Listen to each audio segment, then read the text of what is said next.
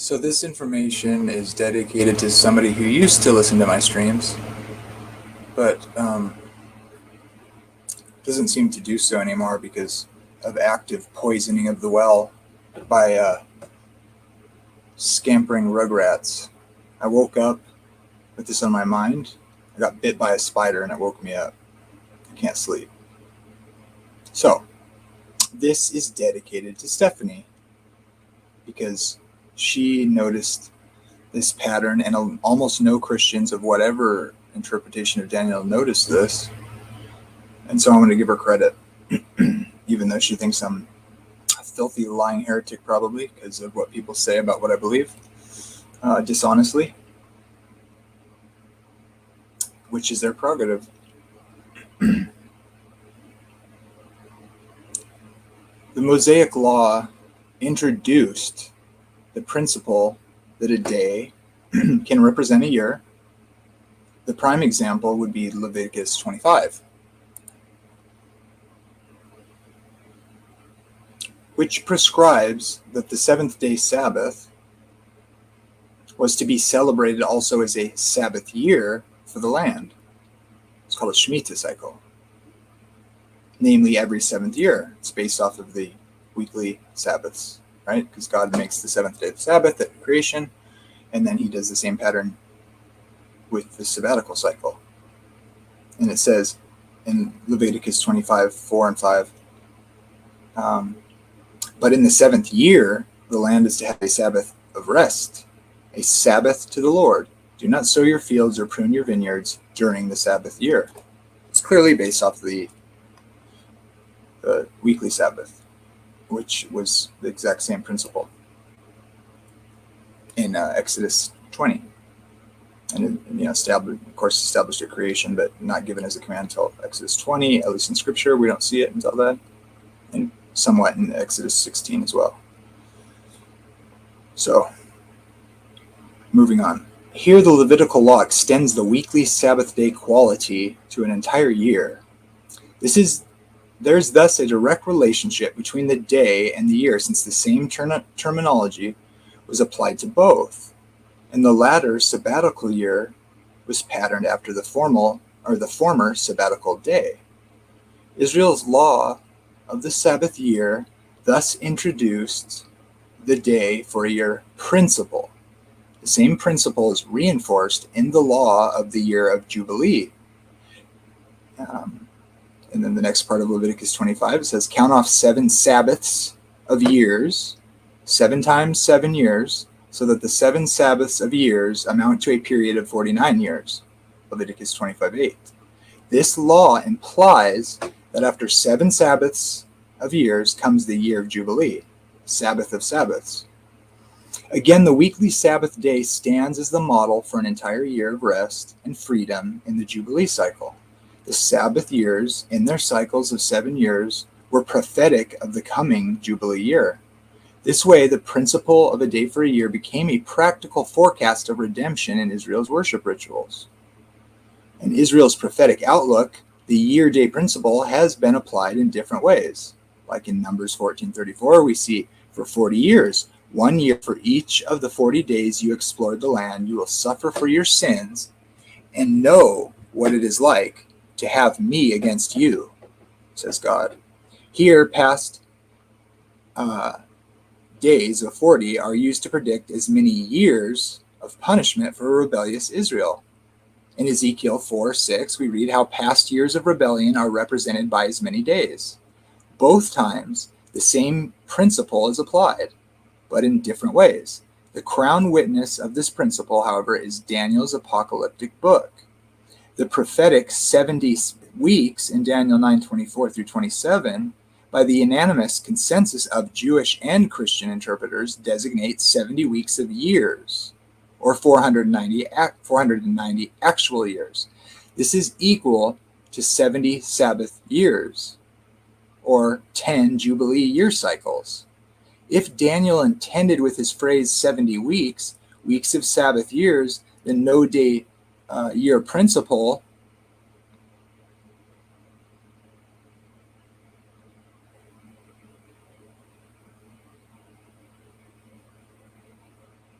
So let me start over. This is equal to 70 Sabbath years or to 10 Jubilee year cycles. 70 times 7 or 10 times 49. You can think of it either way. If Daniel intended with the phrase 70 weeks of Sabbath years, then no year day conversion is needed, because 70 weeks of years amount to 490 years. Only if the 70 weeks of Daniel 9:24 are taken as 70 literal weeks, 70 times 7 days, would the application of the year-day conversion be necessary to result in 490 years. However, the context in Daniel 9 points to the understanding of Sabbath years because the prophet was pondering the meaning of the 70 years of Israel's Babylonian captivity as foretold by Jeremiah, as he states in Daniel 9:2 at the beginning of his prayer before the prophecy is given. These 70 years were intended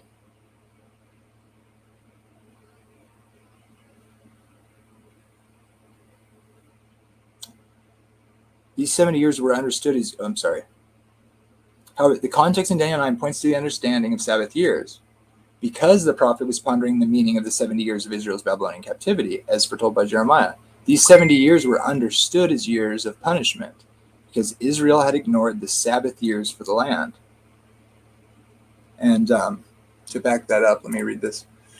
2 Chronicles 36:21, to fulfill the word of the Lord by the mouth of Jeremiah, until the land has enjoyed her Sabbaths. For as long as she lay desolate, she kept Sabbath, to fulfill 70 years. So we see that idea. They didn't keep the Sabbath years, and so they were punished accordingly to that, just like we see in Ezekiel 4 and in Numbers that I mentioned earlier. This principle, a day for a year. It's in the Bible, and it's also seen in this pattern of the sabbatical years, which are based off of the weekly Sabbath, which is established at the very beginning of Genesis. That God creates the weekly cycle. He refers to that when he gives the fourth commandment in Exodus 20.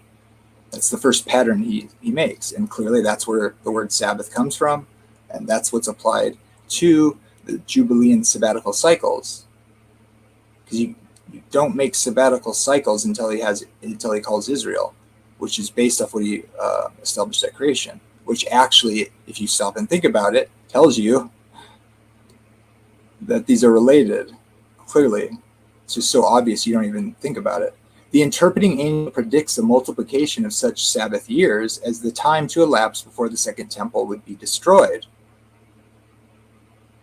which is what Stephanie's been trying to say. 70 weeks of years are decreed because this is part of the literal explanation of Daniel 8. We need not invoke the year-day principle, although it is true that the years are implied rather than stated. Some people don't agree with that. The term and its use elsewhere suggests it does seem to be a use of Sabua, but it doesn't even matter. They're intended to, the interpretation is that they're years, whatever the units are. There's reason to think that the literal in translation, though, from the Hebrew is weeks of days, okay? But it doesn't say days per se, it says weeks, that's it. It's the word weeks, but that doesn't actually have the word day in it. The point is, weeks have days in it, and they represent years, so they're weeks of years based off of the Jubilee cycle. But even if you want to say that has no relation to days equaling years, the very sabbatical cycle is based on days equaling years, because that's where the idea comes from. You can say from the Sabbath, and then also from the principle of God appointing a year for each day of some sort of rebellion of his people. And of course, that's what we see is going on in the 70 years of Jeremiah, is a set amount of time, 70 years, and then 70 times 7. So it's either way, it's related and establishes the year-day principle, even with the necessary and often overlooked thing we're talking about here, which Stephanie's pointed out, that it's absolutely based off the Jubilee years. And people don't seem to recognize this very well, although I have a few sources that I talk to that do work on that are not part of my denomination either, that talk about this. BibleArchaeology.com does really good research. It is often overlooked that while Daniel 8 represents a symbolic prophecy, Daniel 9:24 through 27. And by the way, this is a critic of the Adventist Church making these statements that I'm quoting Desmond Ford. It is often overlooked that while Daniel 8 presents a symbolic prophecy, Daniel 9:24-27 does not present a symbolic prophecy, but an angelic interpretation of the symbols in Daniel 8, without another use of symbols. Therefore, we should not expect the 70 weeks to be a symbol, but rather a plain reference to 70 weeks of years. Gene Zurcher related the 70 weeks of Daniel 9 to their context and concluded, everything in the text and the context refers to the message of the sabbatical and jubilee years. Jewish tradition, the Talmudists, the offer of the Seder Olam, and Jewish interpreters in general have estimated that the weeks in Daniel's prophecy can only be weeks of years.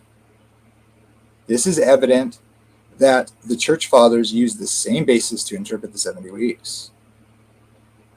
We need to remember that the concept of a Sabbath year is rooted in Leviticus 25, 1 through 7, and is already the result of a year-day conversion. Shea states in Leviticus 25, 1 through 7, is the first biblical passage in which the year-day equation is applied. The 70 weeks of Daniel 9:24 are more likely rooted in the concept of Jubilee cycles of 49 years each for a Jubilee period, was also measured in terms of weeks of years. See Leviticus 25:8. Daniel recognized the year-day principle by making the 490 actual years of Daniel 9 a part of the 2300 days in Daniel 8. By stating that the 70 weeks were decreed or literally cut off. The word there is the only time it's used in the actual Bible that's usually translated decreed. You can go to the contemporary writings in the Mishnah, and 8 out of the 9 times the literal translation is cut off. And so for the nation of Israel and the holy city, which is what these prophecies are, a time, a given time period allotted for a certain thing of either punishment and for certain things to happen, as in 70 weeks. And the 70 weeks are cut off. Cut off from what? They have to be cut off of something. And they're cut off what's in the chapter before, which was no chapter break in the original writing. It was just Daniel 8 and 9 were in writing of Hebrew. The first part that's written in Hebrew is Daniel 8. So Daniel 8 and 9 are continuous writing in the change of language in Daniel, which I don't think were written at different times, by the way. They're still written 600 BC. But that's the only distinction that's there between 7 and what's after 7, which is a language change from like the old Aramaic to the Hebrew. And they didn't have, Daniel didn't put chapter 8 and 9 in his writings. It was just chapter 8 on in that language. So guess what? There is no break between Daniel 8 and 9, except for in the narrative, there's a time period that is given where Daniel says right before that part, he didn't understand, but no one understood. Understood what? The visions completely, even though they've been partially understood. He's saying they didn't understand because they're about a temple and he's living in captivity and there is no temple, right? So obviously what he's praying about is this temple that he's just been talked about in Daniel 8 that hasn't even been built or decreed to be built. Just logic here, people. And so he's praying because he wants a temple to be built, and he just heard about the temple. So he's still trying to understand the prophecy because he's sitting there in captivity with no temple and not even he hasn't even been given any information that the temple's going to be rebuilt. Daniel 8 just talks about the defiling of the sanctuary. Not only does he not have a sanctuary, but they're in captivity, and there hasn't even been any news that they're going to have the temple back. So he goes to pray about it. And then the angel mentions of the vision, the Kazon. And then that's supposed to be a different vision, and without telling him that it's some different vision, and he refers to the angel which he saw at the beginning, which is in chapter 8, regarding the Kazon, which is mentioned again in Daniel 9. Sorry, it makes perfect sense. Your view doesn't make any sense, especially when you realize Daniel 8 and Daniel 11, they're sola scriptura, pseudo sola scriptura. So I'm sorry that you're horribly biased, can't see the facts. And by the way, guys, I was watching your stream. You're talking way past what you understand. And you're still talking about conspiracy theories about masonry. Come on, man, this is embarrassing. Embarrassing. Maybe the Freemasons faked the moon landing. I don't know. And maybe I don't know. I'm going to go through your family history and find one of your family members with a tombstone that was made by, what do you know? Stonemasons make tombstones. Therefore, if your grandparents have a mason-made tombstone in those days, like all of them were made by, I mean, who else makes them? They didn't have Chinese cement makers back then to do it. So funny. It's a joke. It's just pathetic. So anyway, yeah, Daniel 8:9 are necessarily connected, historically connected. Chapters weren't put in the Bible by the writers of the books. So there's a million, and I'll do a video on that after this. Let me finish this. By the way, the 490 years are cut off from the 2300. There's no getting around it, which I've already demonstrated, but you can't accept. But I'm going to try to do a better job of demonstrating it. It's clear. And the Adventists didn't make it up. Other people saw this. This is why people think Daniel 8's desolation is the same as the one in Daniel 9, which you guys don't believe. So your kettle's calling you're calling the kettle black, and you're a black pot or whatever. So it's a difficult chapter, sure, but Adventists didn't make it up just to defend that doctrine. They had no need to. They believed the principle of interpretation. And by the way, that has a long pedigree, better than any other interpretation. So going around saying, perpetuating this idea that people understand, by the way you talk about it, is dishonest, because they're not defending the false prophecy of Miller. They're defending the hermeneutical principle. They admit that was wrong. They know that it's wrong. It's undeniably wrong. I mean, you'd probably say if they could, they would try to not even admit that, which is totally bogus and slander, by the way. So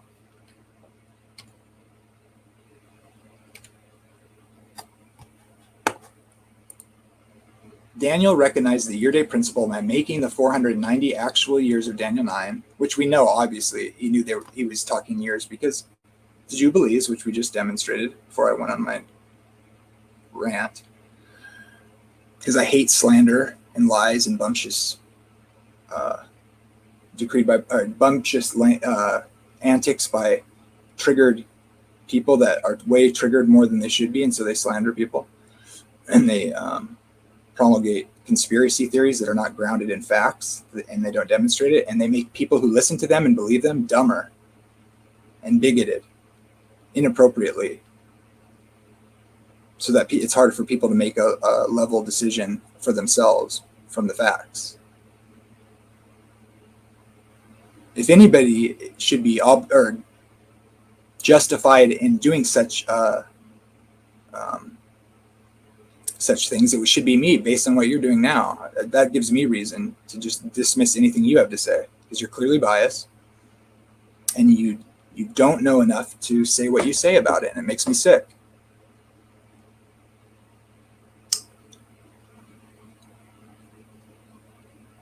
So Daniel recognized the year-day principle by making the 490 actual years of Daniel 9 a part of the 2300 days in Daniel 8, by stating that the 70 weeks were decreed, or literally cut off, for the nation of Israel and the holy city. This correlation of Daniel 8:9 contains by logical necessity the equation of a day for a year for the 2300 days.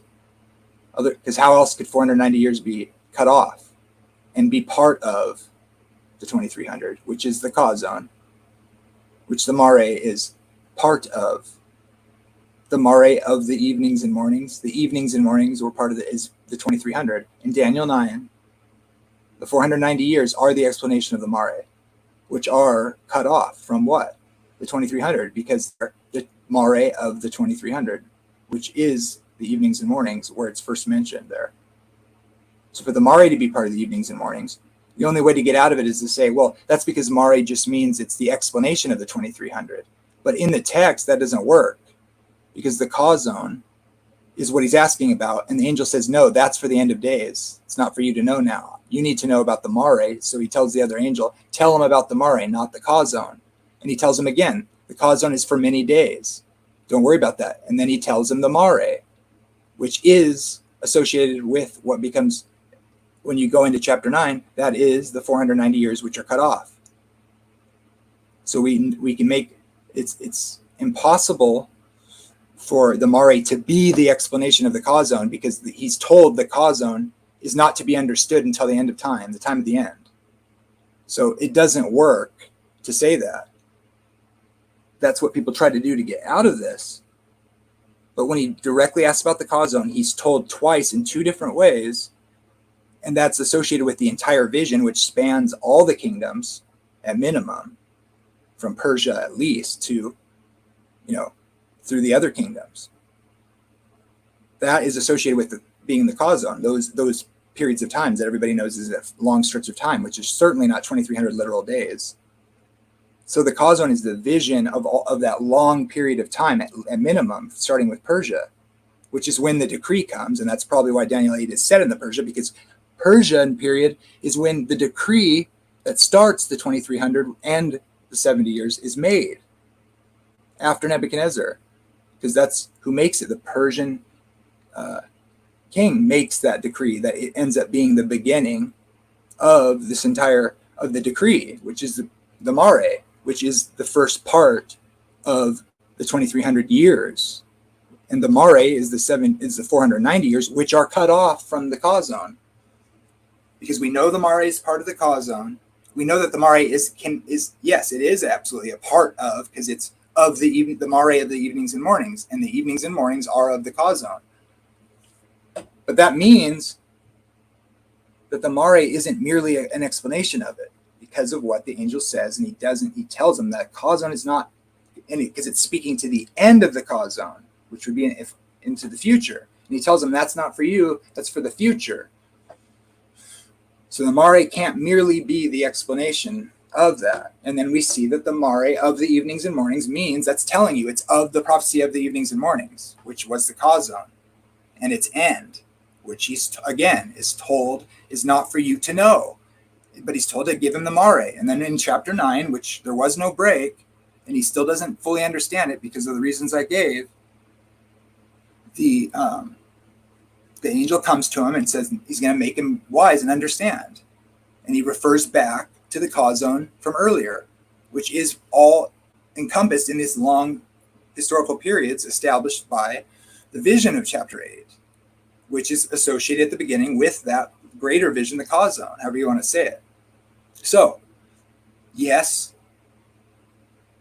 if the Daniel's prophecy in Daniel 9, 24 through 27 is 490 years, and everybody agrees and knows that it is, and the mare is a portion of it, and it gives you the actual starting date, because it's set in the Persian period, which is when the decree comes at 457, which we all agree on.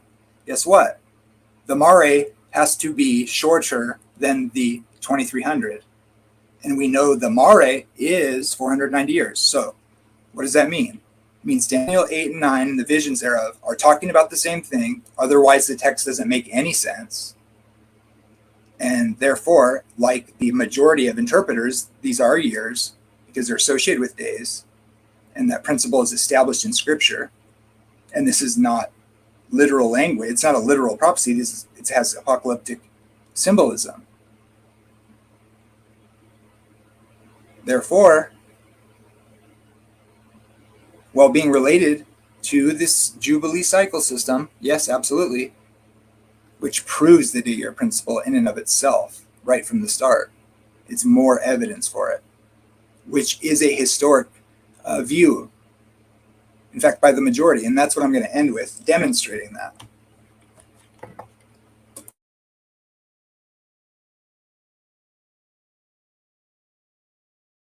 If it's hard to follow, I can show this from the text. If anybody wants to see it, they're willing to put the time in. I can show you this by going through the text, but it takes time. But everything I'm saying is facts, and the evidence mustered against it doesn't hold up. So if you want to know, I'll show you. If you want to just say, I'm in a cult and I don't know what I'm talking about and we just made it up, that's not true. And you can understand biblical prophecy and that the apocalyptic literature is actually focused on the ministry of Jesus and the persecution of the church, which the entire Reformation recognized and everybody's abandoned. And they want to say, oh, that's just about Antiochus, and in the future we're going to bring it back. And but we hate dispensationalism, though, because we're hypocrites. And you can't make, that's why your denomination doesn't have any explanation, because they got nothing. This explanation puts the focus where it belongs, on the Prince of the Host, which is Christ. Is Daniel 8 all earthly stuff and you need earthly examples? Well, why is it talking about the Prince of the Host? We know that's Michael, because the only other place that phrase in the Hebrew is used is when Michael confronts Joshua as an angel with a flaming sword. So, which he, by the way, basically worships and isn't told to not worship like the angels in Revelation. So, I mean, if you want to give that prerogative to a created being and be like a Jehovah's Witness, be my guest. But I don't give the prerogatives of Christ, the eternal Son, to a created angel. But that angel is the Prince of the Host in Daniel 8. So don't tell me it's all earthly contemporary stuff. The Prince of the Host is the commander of the host, which is Michael. And that's unit. And by the way, your Protestant forefathers almost unanimously agreed Michael is Jesus, because he's the Prince of Israel and he's the commander of the host of heaven. But I'm the heretic. No, you're the heretic. I don't really think that, but I think you don't know what you're talking about, and you're poisoning the well with your lack of knowledge.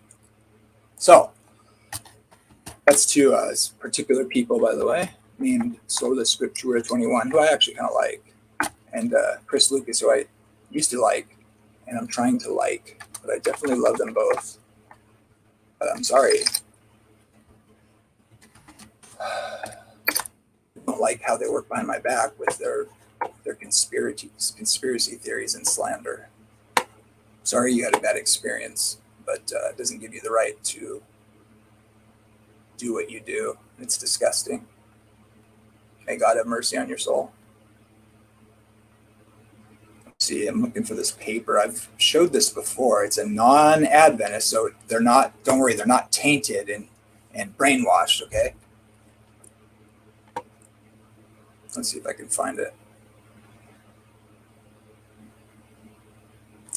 I may have trouble finding it. I'll give you a synopsis if I can't find it, because I pretty much can remember the gist of it, but I'd rather, I don't think I saved the paper, unfortunately. Maybe it's here. No, I have to buy that one. I was going to try to find it before this, but anyway, his name's Larry Wilson, I think. He's not an Adventist, and he did a study, so I'll just give you a synopsis before I close. A spider bite that woke me up is turning into like a, might be a recluse bite. It hurts. It's turning into like a,